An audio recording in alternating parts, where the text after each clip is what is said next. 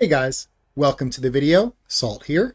Today we're going to be going over the primary weapon, the Steflos.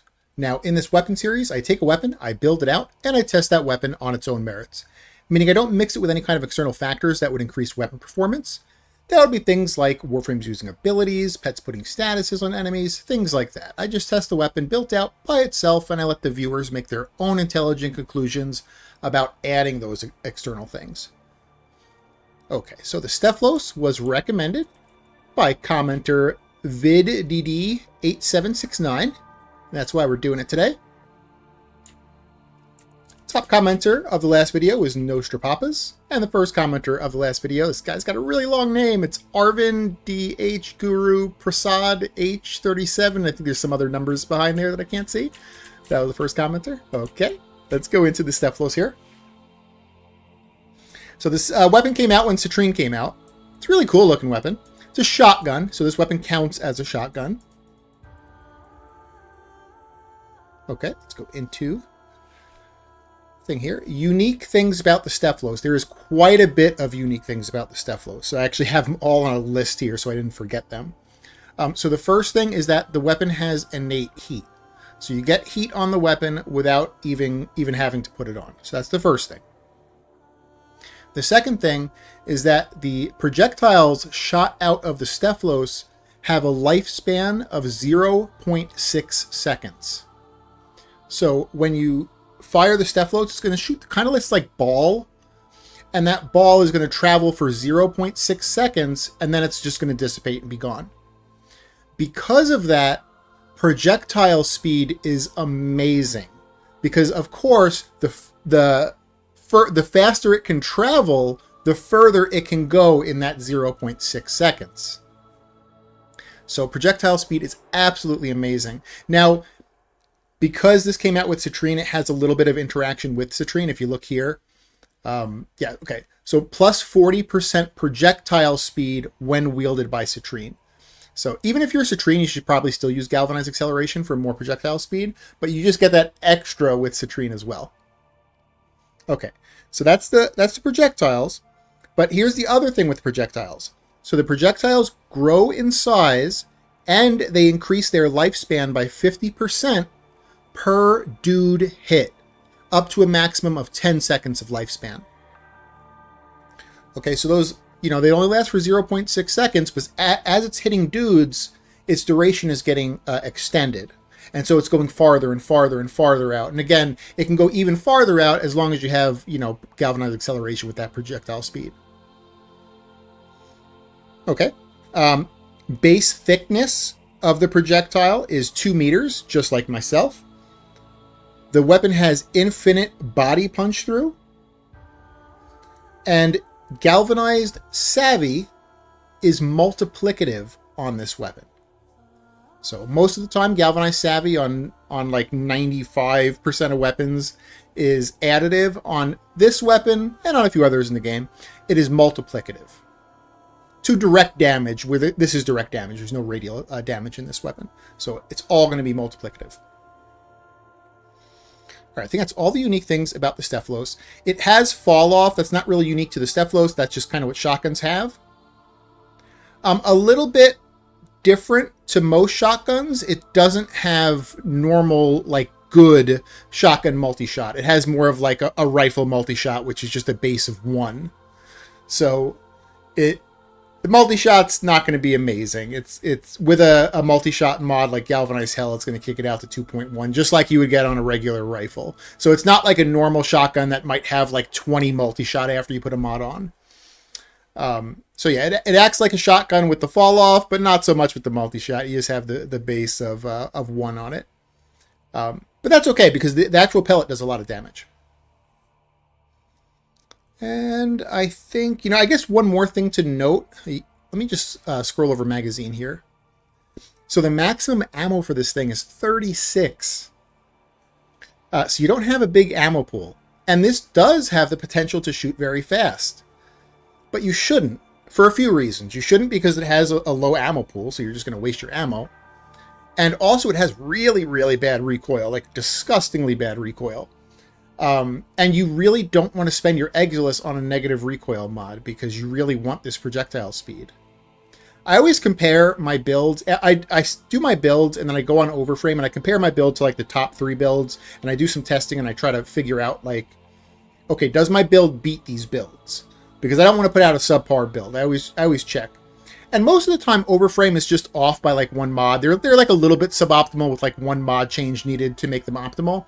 For some reason, Overframe Steflos builds are absolute garbage. It looked like a group of retarded chimpanzees probably put those together. So the Steflos builds were not super good there. So I'm very happy with mine compared to them. Okay. So I did some testing. Let me get out of here real quick. I'm going to... Actually, no, you know what? I should show you this, guys, before I go into the testing. So the base... On the Steflos, the status chance is 22. That's pretty decent. That's pretty, like, average. The critical chance is 14. That's pretty bad. And the crit multiplier is 2.2, so that's above average. So it has above average crit, but it's got a kind of a crit chance. And there's a lot of people on forums that, like, argue over, you know, oh, this is a full status weapon because it doesn't have a good crit chance. And there's some people saying that you could still make, you know, use out of crit. So I just wanted to check for myself. So I did testing on crit versus status. I'll bring that data up right now. Here we go. Okay, Steflos kill counts for 5-minute runs. This was the first test I did. I did a test with crit versus status. This test was done on Steel Path Mott. And the only difference between these, there was the exact same build. They were both viral heat. I didn't want to change anything as far as that went. But the crit build used a crit chance mod, crit damage mod, and hunter munitions, and the status build used blaze, vigilante armaments, and shotgun elementalist. Everything else was the exact same. In its 3 runs, the crit setup got 454, 513, and 511 for a total of 1,478 kills. And the status build got 448, 463, and 480 for a total in its 3 runs of 1,391. So this is less than 100 kill difference. You know, there's a big part of this is like subjective, right? It's me doing gameplay. Maybe I get lucky in some runs, maybe I get unlucky in some runs. And so when there's only 100 kill or less difference, I don't really take that as definitive data that crit is definitely better than status. Like if I was to redo this, maybe status gets a little bit more lucky and beats out crit. That being said, though, them both being extremely similar, I really enjoy the way crit scales into the game, the higher, you know, enemy level gets, more than I do the way a full status build scales. Full status scaling is sometimes a little bit wanky, janky, and crappy. I really like hybrid builds, or full crit, but mostly hybrid builds for high level Steel Path. So I'm going to lean more on the crit side of things. If status had beaten out crit by hundreds of kills, I obviously would have went with status, but it did not. In this particular set of testing, it actually lost by almost 100 kills. All right, let me go back to gameplay here. So the next thing I had to do is I had to test what status I was going to use on the hybrid build, with the one with crit and status. So let's bring up the second set of testing we did here. So these are kill counts or 5-minute runs. It's test 2 for status type. This was done on Kuva Survival. Now, I kind of made a mistake on Steel Path Kuva Survival. I was like, I started doing my testing, and then I did this before in the past. I didn't realize that Kuva Grineer are resistant to heat. I should have known that. I make this mistake like every other day, but I did it again. Kuva Grineer are resistant to heat, so the viral heat setup should have did the worst, because that's the only one that they're resistant to. That being said, it did the best. So we tested viral heat. Viral heat got 444, 409, 433 for a total of 1,286 kills in its 3 runs. I tested gas and radiation. It's a little bit of a weird combo, but it's because after you combine gas, you have 1 free mod slot. And because this weapon is multiplicative, you want to just kind of like try to fit other statuses in, because you get a lot more damage out of multiplicative weapons. So with one free mod slot, there's that new radiation mod that you can make radiation with one mod slot. So I know it's a weird combo, gas and radiation, and same thing, the blast and radiation is another weird combo, but it makes sense on the build because you only have one free mod slot to fit another status. So gas and radiation got 392, 370, and 401 for a total of its reruns of 1,163. And blast and radiation got 343, 370, and 351 in its 3 runs for a total of 1,064.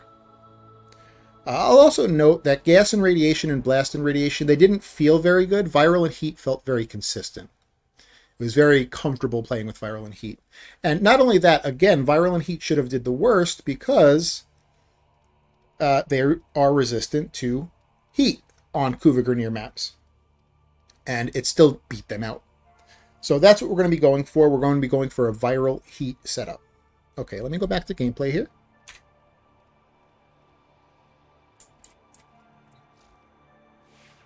Alrighty, so let's look into the Steflos and the mods that we chose to put on it. So we have Galvanized Hell for multi-shot. We have Galvanized Savvy for status chance and direct damage per status type affecting target. Again, that's multiplicative on this weapon. Critical Deceleration is going to be our crit chance mod. Primed Ravage is going to be our crit damage mod. Prime Point Blank is going to be flat damage. Hunter Munitions is going to give us slashes on criticals 30% of the time. And then in our 2 slots here, we're going to go for the viral element, and we're going to do that by mixing the 60-60 cold and the 60-60 toxic to make viral. And remember, the weapon has innate heat, and heat will kind of like sit at the end here. So that'll give us viral and heat. In the Exilus slot, we're going to go with Galvanized Acceleration. This is definitely the best one. All of the builds on Overframe were going for ammo regen. But they were going for ammo and I assume because they saw 36, right? They saw a magazine of 36, and they were like, oh, obviously it needs ammo. But then they were going for a fire rate mod as well. It's like you're defeating the whole purpose of that. Like you're going for extra fire rate. I just didn't understand it. Again, it just, whoever created those builds. Most of the time, I'm pretty impressed with the Overframe builds. Again, they're just like off by maybe like 1, maybe 2 mods. But the Steflos was absolute garbage in that top set. All right. Arcanes, we're going to go for Primary Merciless. Primary Merciless is going to give us 360% flat damage and 30% reload speed. So that is the build for the Steflos here. What we're going to do now is we're going to test this out on a 10-minute Steel Path Mott mission. I'll show how this works, because it is kind of a unique weapon.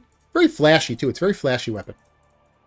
And there were some people in my clan that were saying that it's very good on mag. And I could understand why. It's an infinite body punch through weapon. Like, pretty much every infinite body punch through weapon is really good on mag. And, yeah, so I'm sure this is really, really good on mag. Okay.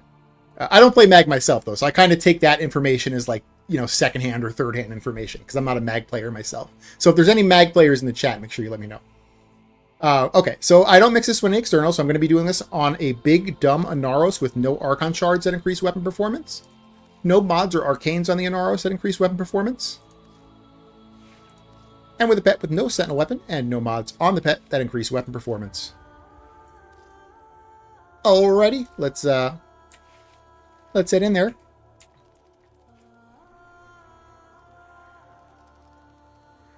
I'm gonna do Void Mott.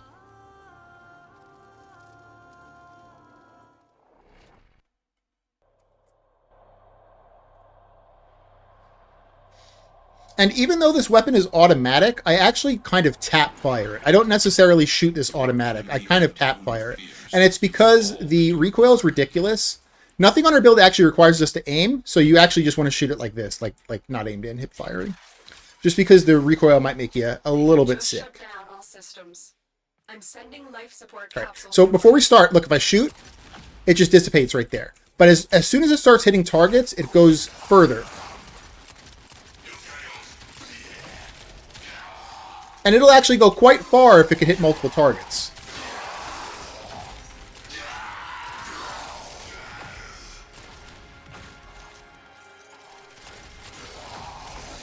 Let's get out of the starter area. Let's like head to a better hallway here. Or a better tile set.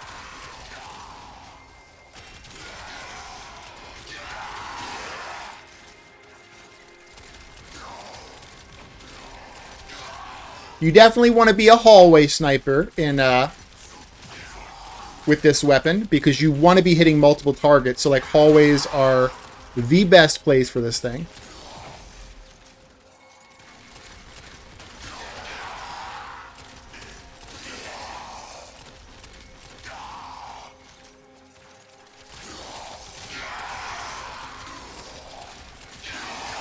Yeah, this is a hybrid weapon, but it was so close that I really needed to do the testing, because I wasn't sure that it could have been a hybrid weapon. I was like, it could be a full status weapon, because the crit is quite low. It's like, I think the base was what, 14%. We get it like close to that 50% after we put the critical chance mod on, but it's still like not great for a slower firing weapon to have a 50% crit. But it did eke out the full status build by a little bit. Like, pretty much the same, but it beat it by a little tiny bit.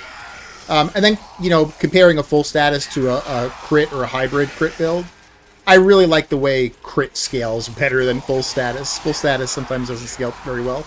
Unless you're intending to fully armor strip, then sometimes it's okay.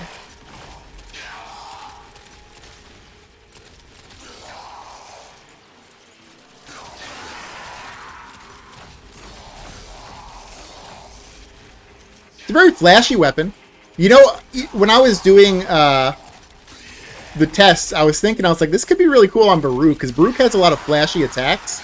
I'm not a Baruch player either, but I see, you know, I play with him sometimes with randoms in my group. And I know he has a lot of flashy attacks. I'm like, I could see Baruch using this weapon. I don't know anything about Baruch, though. I don't know if he has other weapons that combo better with him. But he has that one, like, fist or punch attack or something that makes, like, a bunch of colors. I'm like, oh, this kind of looks the same. You know, you can color this whatever you want. I kept the base colors because I wanted it to be obvious for you guys watching it. But pretty much like everything, you can probably make it invisible by making it black, and you could probably make it more visible by making it white.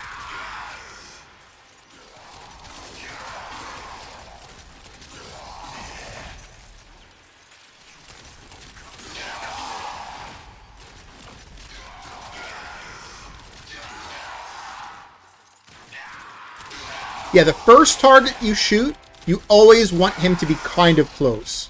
Like this target down the hallway, if I try to shoot him, it's just going to dissipate right there. It's not going to actually hit him. I want the first target to be kind of close to me. That way it could extend the projectile's lifespan.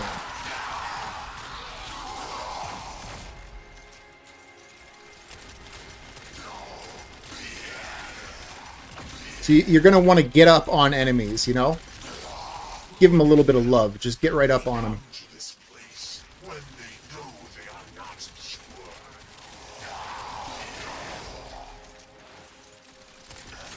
Because it's only 50% crit chance, only 50% of your shots are going to be yellow. The other 50% are going to be white. Which does kind of suck. Which means that, you know, if you had a ribbon with crit chance, that could be pretty decent. Crit chance, crit damage, and projectile speed, weirdly. Maybe. It's like, that might be the one case where projectile speed's better than multi-shot on this weapon. I don't know. Maybe not. Maybe multi-shot's too good to ignore over projectile speed. But projectile speed wouldn't be bad either, though. I mean, I would be happy with projectile speed on this weapon, since it does kind of affect, like, your initial shot and how far you can engage enemies at. If the general wants true salvation, they will lay down their arms and wait for the baptism of my Yanis P.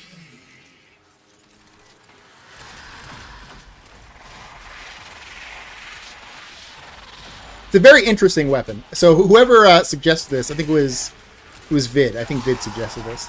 I appreciate the suggestion, because I did not have this built out. I didn't know anything about it, actually. I knew it had some weird, obscure mechanic that I was too lazy to look up until today. So this morning I did, what is it? It's 11:30-ish my time. I've been at it since about like 8 doing testing before I'm doing this right now. So I did about like 3.5 hours of testing and researching before I actually put the video out. Oh, and for anyone that I've said this, like, I think last week, I was going to put an Ash video out this week, and it's going to be tomorrow. I plan to do the Ash video tomorrow. So we'll have a Warframe video for an Ash build tomorrow. And I love my Ash. I love it. But Ash is a Warframe that there's a lot to it. It's not like making, like, let's say a Rhino video where it's just the Warframe, right? Like, Rhino's a pretty simple Warframe to cover. Ash, it's like you have to teach people how to make a stat stick. And, you know, you're not just building out Ash. I have to teach people how to make a stat stick for Ash. I have to teach people how to properly pick the companion so it'll actually attack while you're invisible. There's a few other combos that I can't think of off the top of my head, but there's a lot to Ash. So the video requires a little bit more stuff just to be put together, which that's why I didn't do it like earlier in the week. I kind of did it. I've done a little bit throughout the week, and then tomorrow I should be able to put it out.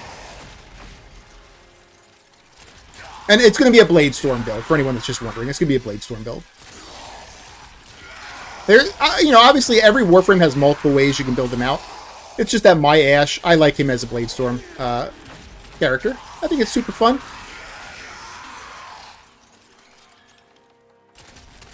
You know what the best augment for Ash is? What is Ash's best augment? I'll tell you, it's Banshees. It's silence. It's because of Blade Storm Ash.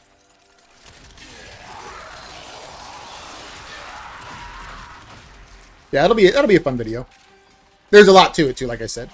He's not a setup frame, so he's not difficult to play. He's not like Titania or Avara that have to, like, you know, jump through 52 circus hoops before they could be played at max efficiency. He's pretty easy to play, but you need to just build him and his things correctly. And then once they're built correctly, he's pretty much just a spam one button throughout the game.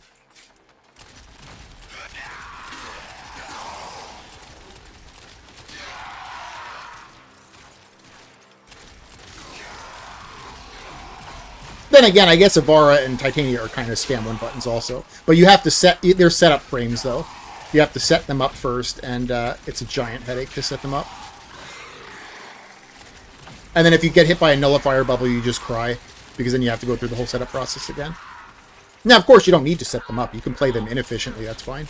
But to play them at max efficiency, they need to be set up.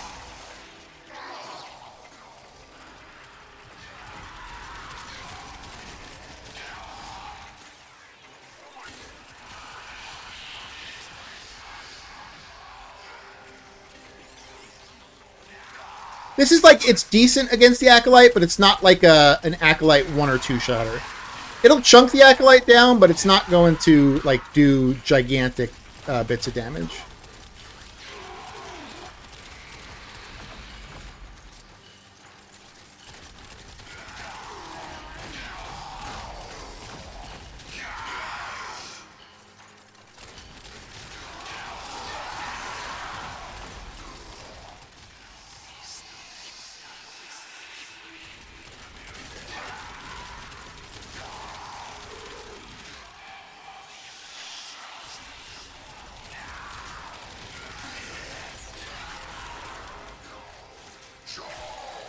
All right, we're almost there.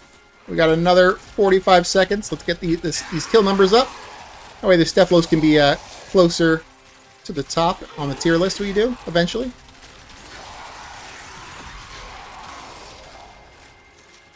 I've been trying to farm in like long areas so that way I can get all the projectile duration so it can like go from one side to the other. Because otherwise it won't. Again, otherwise it'll just kind of like dissipate, like, you know, 0.6 seconds out.